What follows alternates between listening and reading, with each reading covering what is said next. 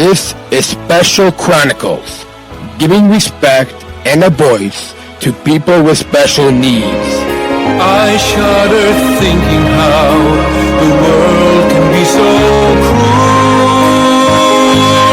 Lend my voice to those who can't. It's time we try, it's time we care, it's time we stand. It starts with a voice. Welcome to the Special Chronicles Podcast. My name is Daniel Smrokowski. I'm the founder and host of Special Chronicles, an athlete leader of Special Olympics Illinois, and a former Southern Tribal Global Messenger of Special Olympics. Our website is specialchronicles.com. To follow Special Chronicles on socials, subscribe to our newsletter, subscribe to us wherever you get your podcasts, find the show notes on all that on specialchronicles.com. This week on the Special Chronicles Podcast Series, we are recapping Turin 2025, the Special Olympics World Winter Games, and our guest is Jim Bluemond, a Special Olympics coach who coached with our Special Olympics USA team. Please put your virtual hands together as we welcome Jim on Special Chronicles. Welcome, Jim.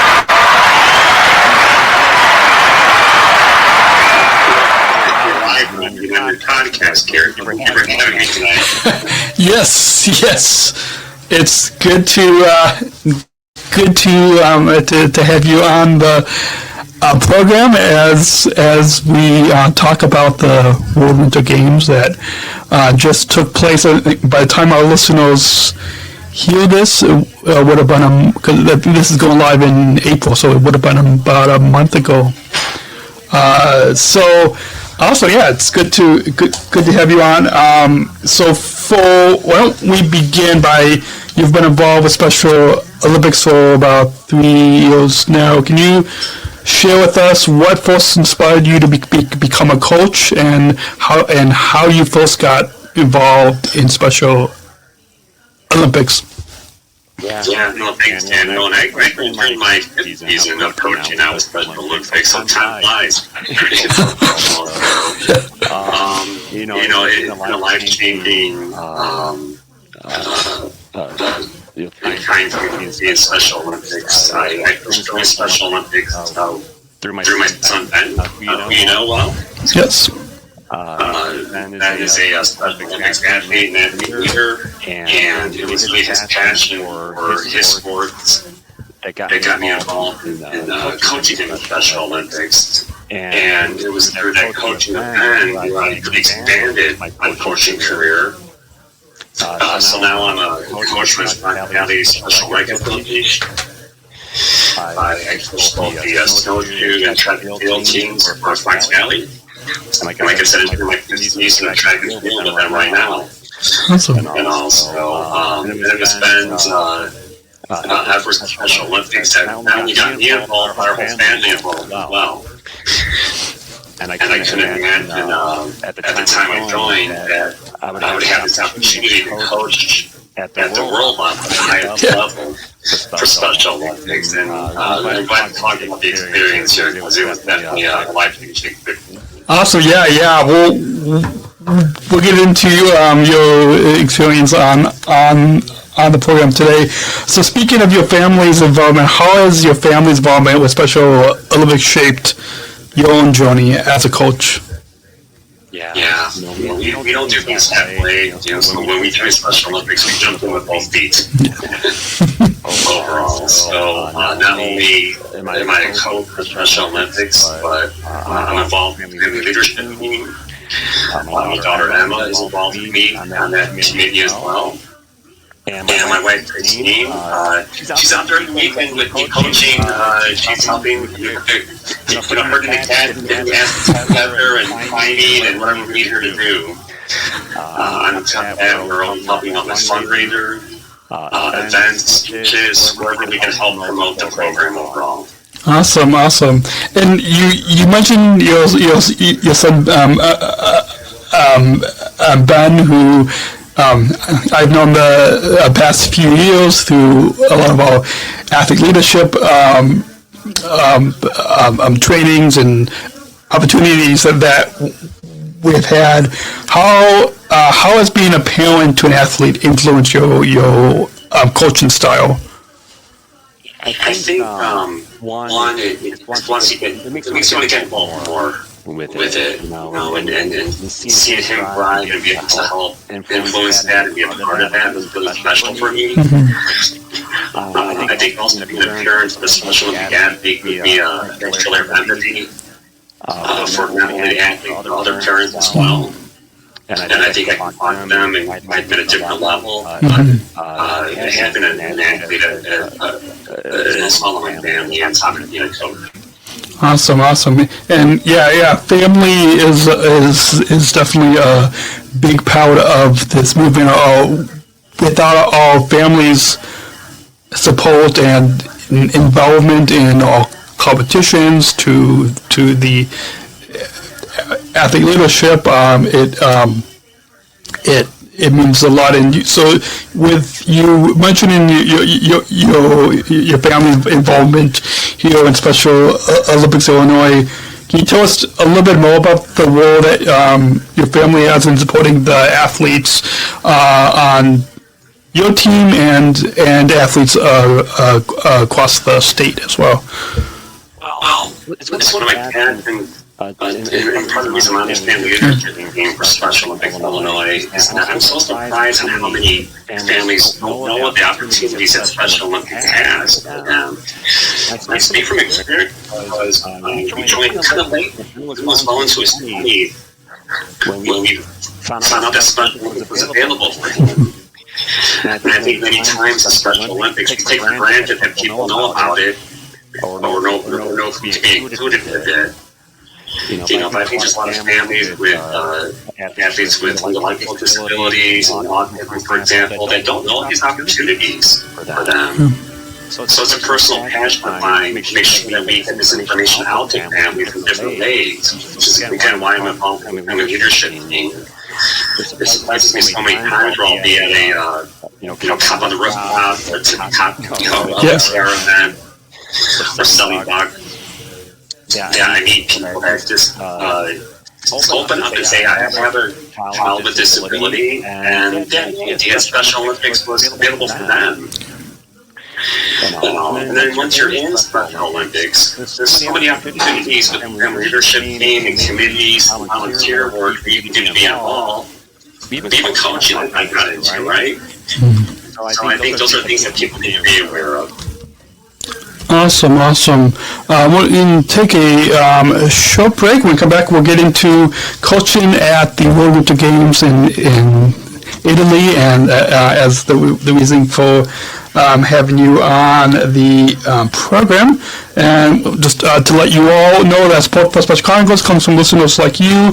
Please join our supporters with monthly or one-time donation. So we can operate our studio, keep the lights on, keep this microphone on, keep all the technology plugged in, continue our mission to give respect and voice to people with disabilities. Visit specialchronicles.com/give to support this podcast today. And if you want to access bonus content, you can join now, specialchronicles.com/plus. And speaking of the World Winter Games, as a snowshoeing coach for Special Olympics USA at the World Winter Games, I'm going to jump a little bit off script a little bit, and then we'll come back to it. But first, share with us how did this opportunity come to coach at the World Games, which is the highest competition that we have within Special Olympics. But how did this coaching opportunity come? Thanks, Daniel. I put myself out there, the call came out for coaching applications for it, and I applied for the role. I talked about my background in coaching and my background in snowshoeing and my success with it. I didn't have any thought that I would get picked for it, but I thought I would try overall. But I'll tell you that PPL, Tobacco, and Truth Hilliard and the management team were really supportive of my application. Maggie Rubeck, who was the World Games head coach, has been a great mentor for me the last couple of years. Very nice reference letter.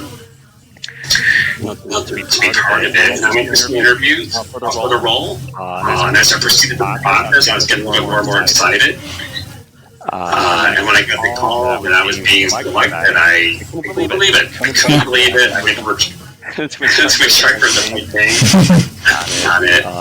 It was an honor of a lifetime to be selected for this, and was so thrilled, and got to contribute for the USA going into it. So I feel blessed to be part of it. And I hope to do it again someday. Awesome. And so after you heard about it, and then you guys had training, and then when you traveled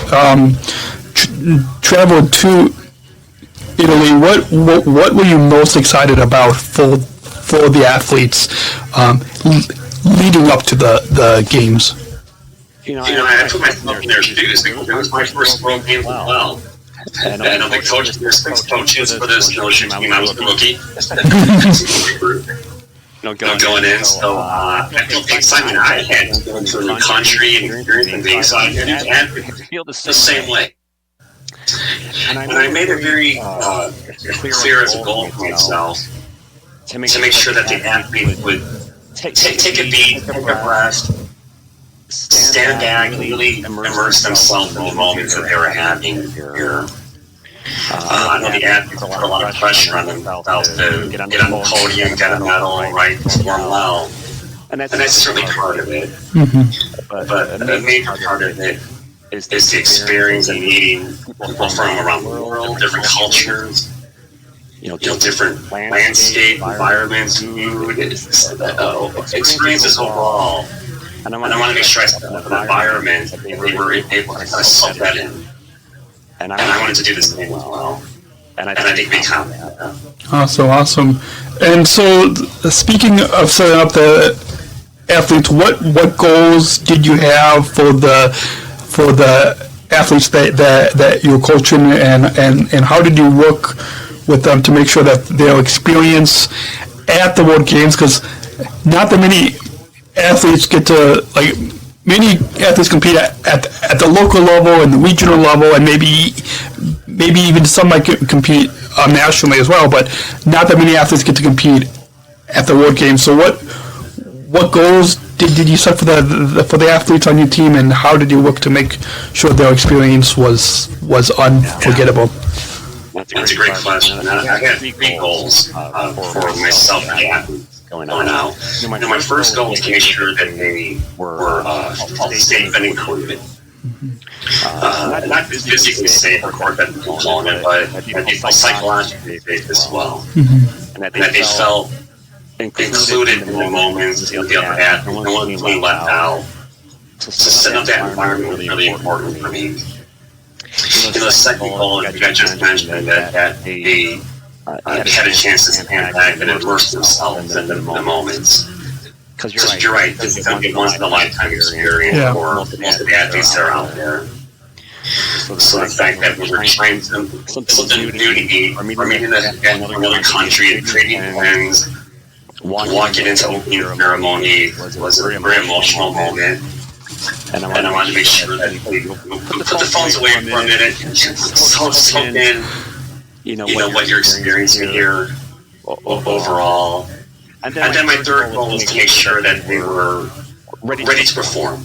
Mm-hmm. That they had a feel for the arena, the track, their gear was in good shape, they understood the rules, and that they felt prepared to be able to go out and perform, and it was their time to perform. And I think we accomplished all that.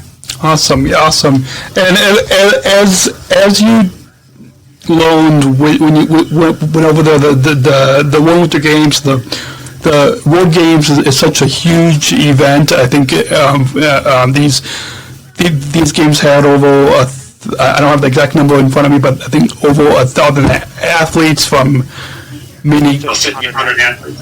1,500 from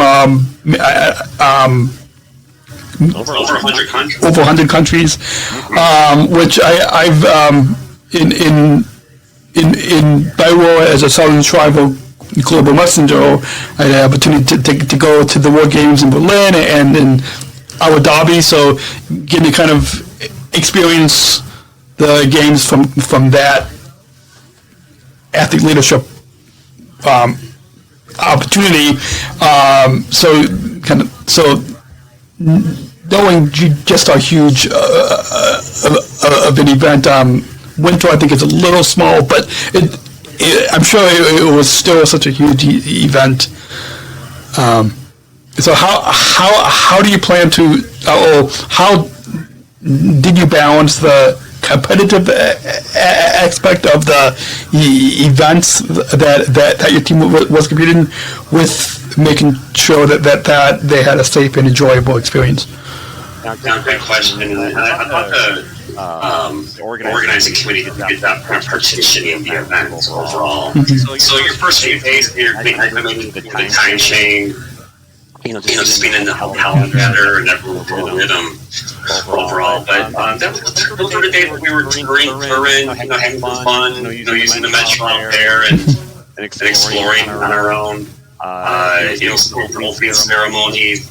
So those first few days were just really fun, right? And the time for us to kind of just enjoy the culture out there. And what's interesting is that we went from Turin to Special Italy, which is about 2 hours away from Turin, up in the mountains. Yeah. And then at that point, the ships kind of hit the road.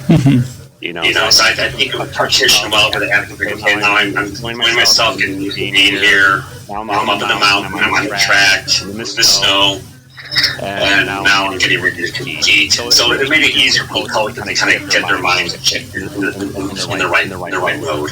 Awesome. And what do you think is the most important aspect of coaching at such a high level at the World Games, and how did you plan to deliver that to your athletes?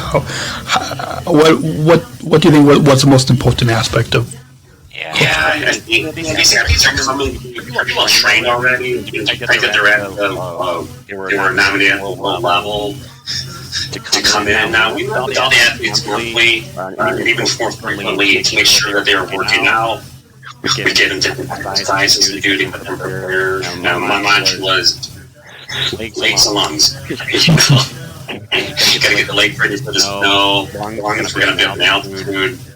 So we made sure that they had workout plans a month leading up to it and all. But the other challenge in coaching at the Special Olympic level is that every athlete has a very specific need that they have. They all have different types of disabilities, different ways of dealing with different aspects of the threat, and how we continue to tune in what they need. Because you want to make them comfortable and take away any stress or anxiety they might have, so they can go out and be confident in how they're going to perform, right?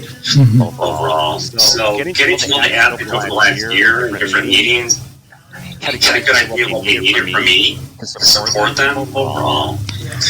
Now, it is different when you get out there, but these are 15, 16-hour days that you're doing, it's basically demanding.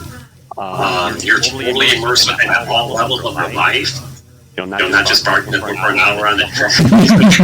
With meditation, meals, and all the little things that come up when they're roommates, and also it's a full-time job. But again, we had a great set of athletes, very kind to each other, very patient, which made it easier for us to work with. Awesome. I'm going to take one more break, and when we come back, we'll get into a little bit about the impact and the legacy of these games, as well as some final thoughts and some fun questions as we wrap up at the end. After this short break, let you all know that support for Special Chronicles comes from Energy Force Ambassador Program, the country's first energy and solar efficiency education program designed for and taught by people with disabilities. You can learn more at specialchronicles.com/ConMed. And support for Special Chronicles also comes from United Airlines Bridge Disability Business Resource Group, connecting people of all abilities. You can learn more on United's commitment to disability inclusion for employment and travel at specialchronicles.com/United. And just like with a lot of the World Games, it's always impactful, and there's usually legacy that comes from when you get all the athletes. I think I saw a clip from the opening ceremony that I think it might have been Tim Shriver who might have said that you've come to the Special Olympics country, where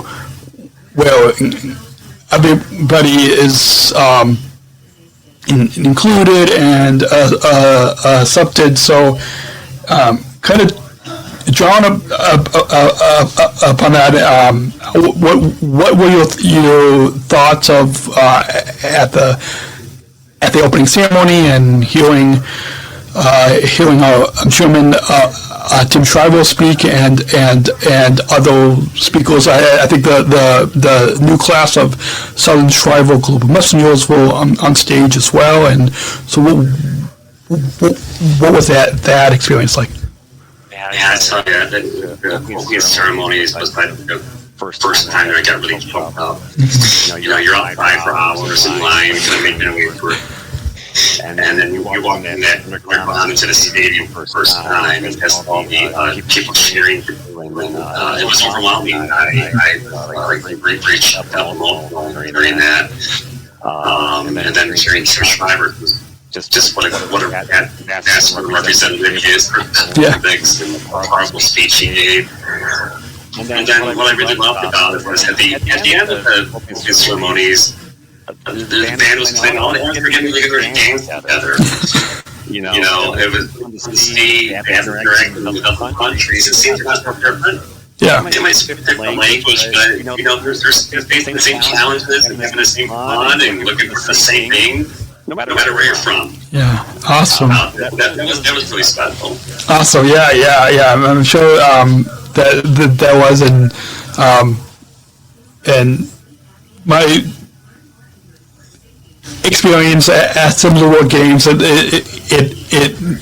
had that same atmosphere as well.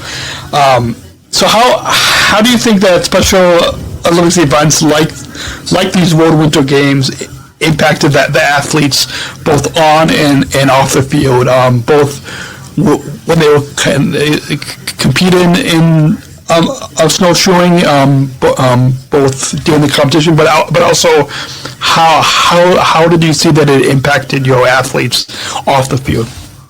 Yeah, I think one felt something bigger than maybe what they walked into overall that day. And what I really appreciated was that athletes been in a competition, even they won gold or not all, or didn't. Seeing them on the podium, pointing it out, they're just happy, proud, and their families happy, proud of them. And I think they all walk away with the forget. They're feeling part of the global bigger than from where they started. Yeah, awesome. And we've reflected now on these games. What do you hope, or what have you seen your athletes take away from this experience at the 2025 World Winter Games in Turin, both as athletes, but then also as individuals? I'm pre-recording this out of order, but I think I'm gonna be talking with Mary Malvin. Mallory. Yeah. I'm gonna be our listeners are going to hear a whole episode before they hear yours, but I'm pre-recording out of order. But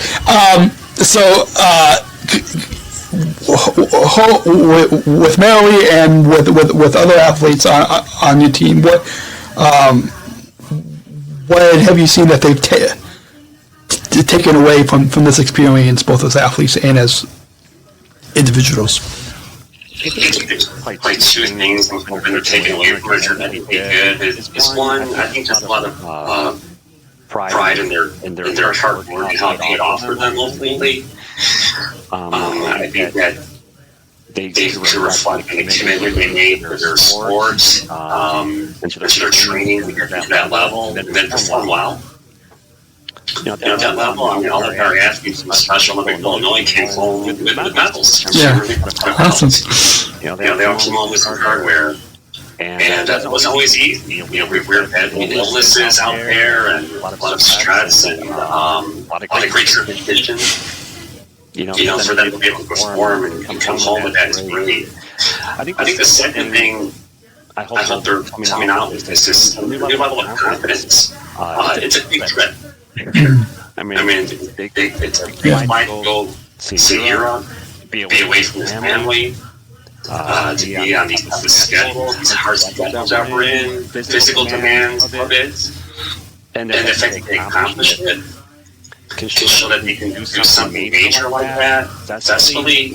Should give them a whole level of confidence in themselves. I'm very proud of them. Awesome, yeah. So after being involved in Special Olympics for several years, what changes or improvements have you noticed in this movement and the support for and the support that coaches like yourself, that the staff, that the teammates have? What changes have you seen over the years that have really impacted Special Olympics? Seen great growth in organization overall. I think the events that we're holding Special Olympics Illinois, I think they're keep growing and being more organized, for both the coaches and athletes, and the fans are out there. So I think you're seeing a more sophisticated level of events that are happening out there. Very professional. Overall, I think you're seeing growing resources for families overall, and I'm very proud of that family leadership team that we have. I think you're seeing a lot more resources for athlete leaders growing. And I think we took that time we had over COVID and the pandemic to really grow the organization and provide resources for athletes, coaches, families, volunteers, and I've seen big growth. And I think the management team and the board of directors are taking it very seriously and smart with the resources that they're getting for us, which on a Special Olympics Illinois does a lot with a little. Yeah. Fundraising those concerns, I'm sure staff aside and what they accomplish year over year for us is just remarkable. Awesome. You mentioned near the beginning of being on the family leadership team, and I'm sure that you've spoken with other parents and even other coaches. So if you were to kind of sum up a message, what message would that be that you, and I'm sure that there might be other parents or coaches that will be listening to this podcast as well. So what message do you have for other parents, for other coaches that are looking to get involved in Special Olympics, either at their local level or even if there's other parents or if there's coaches that want to get involved at the next World Games to coach either at that level or at the local level as well? What message do you have for them? I'll point to myself as an example for them. When I came to Special Olympics, that was new. New to it, so you can't be afraid to put yourself out there. The organization is so receptive to volunteers, ideas. If you want to try new things, there's opportunities for that out there, and they really appreciate it. So again, for me to be at this level of coaching, going into my fifth year with it, never was that 5 years when we joined. And for my son, he's either giving speeches, appearances, he's having the time of his life with it, and then opportunities open up for our whole family, for my daughter, for my wife. Happy birthday, Christine, by the way, it's my birthday. Awesome. So happy birthday to her.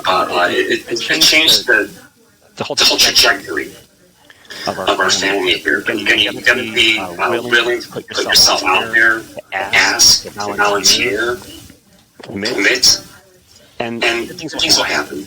Awesome. I love that. And moving into more of a fun question, but we're going to bring it back to your experience of coaching at the World Winter Games and coaching Special Olympics, and kind of see if we can find a nice connection there. In reading your bio on Special Olympics USA, that you enjoy collecting Star Wars figures and that you have a passion for Star Wars. So how does your passion for Star Wars and we see that for those who are watching the video episode, if you just listen to the audio, go check out the video and we can see some of your Star Wars gear in the back. How does your passion for Star Wars tie into your role as a coach and as a parent? Oh, Daniel. Well, we're coming here and these are collectible, not toys. Right here. You know what? You need hobbies. You need things to kind of ignite yourself and other things to do with your time. And I was at the original Star Wars when I was 8 years old in the theater. I fell in love with it since, and so I agree. Having a selection of these collectibles, and like I said, you coaching's intense. You know your time's intense with work and things you're trying to accomplish and volunteer in. So you need like guilty pleasures and things to do. Awesome. To give a little bit of a break. That helps me. Awesome. And when you're not coaching or attending Special Olympics events, what are some of the ways that you spend time with your family? Is it related to Star Wars, or what are some of the other ways that you spend time with your family when you're not coaching? They're not into Star Wars as much as we do. With Ben, he loves to train. He can keep a lot of different ways. And then I also have a running group I help coach with another coach. To keep me involved with the community overall. And then with my family, we got our hobbies. We love cooking shows and competitions and things like that. And we get to kind of drop our brain a little bit and decompress. Awesome. Yeah. Awesome. So before we get to the final question, do you have any? The past half hour has flown by, but do you have any and maybe next time on the program we'll have to have both you and Ben on. Definitely. We'll have to have you both on. So, do you have any final thoughts on your overall time here on this program and kind of to sum up your experience of coaching at the World Winter Games? Yeah, thanks, Daniel. It was an absolute privilege and honor to be selected, and I didn't take it lightly. I knew there were probably hundreds of coaches that applied for those 6 spots. Overall, I didn't take it lightly when I got picked. That I was going to be representing not only our country and our athletes, but other coaches as well. We've got great coaches in this state. Who deserve opportunities too. And I was glad. I think I was able to represent Illinois very well. And help our athletes perform. Awesome. Yeah, I love that. I know from my time from over the past 20 years that I've been competing, all the coaches that I've had to do so much. Even one of my I'm not swimming right now, but one of my swimming coaches had even coached at the World Games in Dublin, I believe. So, it's really impactful that we have like yourself and many of the other coaches that are dedicated to helping us not only get medals, but improve in the sports, whether it's snowshoeing or track or basketball or any of the sports that yes, it's nice to get medals, but it's really, I think, more impactful that you guys as coaches are helping us to improve the sports, and that it's a lot more than just getting medals. Oh, you're right. And the coaching team I was with is the best I've ever worked with. I've learned so much. I'm a better coach now, being part of it. Awesome. Yeah, and I'm sure you're gonna continue to bring this experience at the local level as well. Before you get back to the rest of your evening, one final question, and we're going to go ahead and play the bumper that we have to introduce this final question. We're not just athletes. We are the ambassadors of an uprising. Peaceful protesters. In a rebellion against anyone who has a fear of difference. Difference.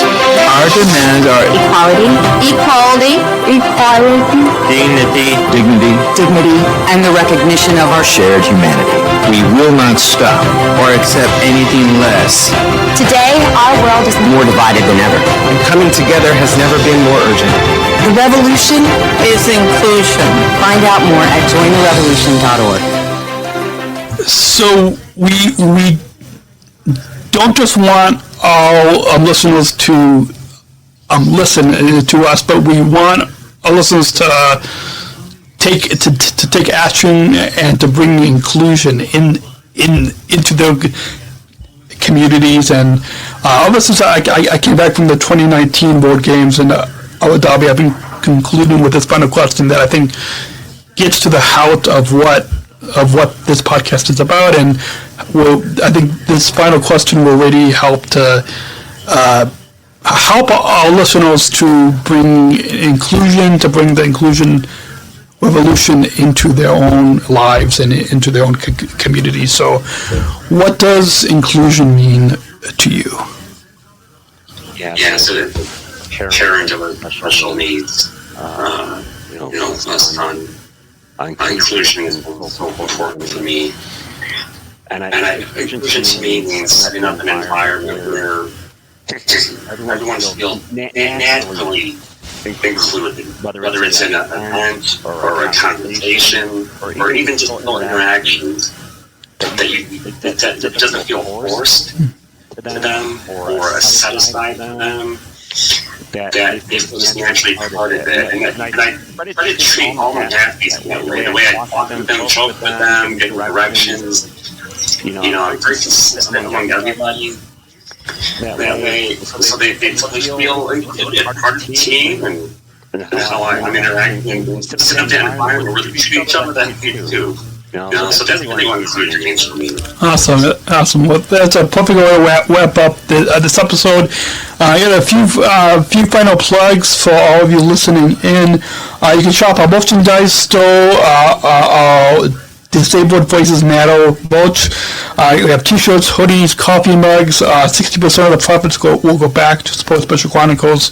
SpecialChronicles.com/shop. If you want to go and check out our merch store, tap that follow button. We have new episodes coming and actually all of April and May we have some new episodes all that will be recapping the World Winter Games, and so